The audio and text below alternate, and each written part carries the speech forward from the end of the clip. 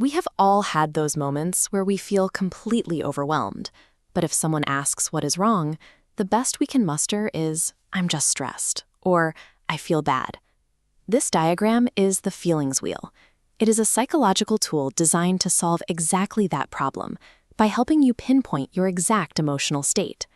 In the next 5 minutes, you are going to learn how to translate a messy, confusing mood into a specific diagnostic label.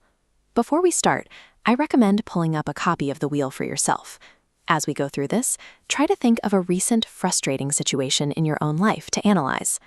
Moving from a vague description to a precise vocabulary is the foundational step for developing emotional awareness and taking control of reactive behaviors. The process begins with step 1, pause and check in. Before you can analyze anything, you have to stop, take a breath, and ask yourself what you are feeling right now. And it is completely normal if multiple emotions show up at once. Pay attention to your physical body.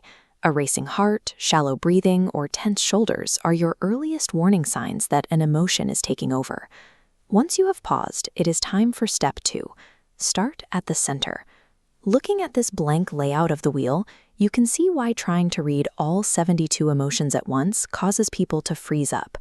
To avoid that overwhelm, you need to completely ignore the outer rings for now. Instead, look at the fully labeled wheel and select a single core basic emotion from the innermost circle that best matches your state. That might be fear, sadness, or in this case, anger. By anchoring your analysis to a single broad emotion, you give yourself a safe, manageable starting point for navigating otherwise complex feelings. Now we are ready for step 3. Move to the edges. Trace your emotion outward to the middle ring to narrow anger into feeling frustrated. The outermost ring reveals specific layers, clarifying if you're merely annoyed. Also, lighter outer colors mean milder states. Unchecked emotions intensify, diving inward until annoyance becomes enraged. Arriving at a specific label on that outer edge shifts you from being a passive victim of a feeling to an active observer of it. Which brings us to step 4. Separate feeling from fact. When we experience intense emotions, we are highly susceptible to cognitive distortions. We mistakenly allow a subjective, temporary feeling to convince us of a permanent, objective reality. You might create an assumed fact, like, "My boss thinks I'm useless."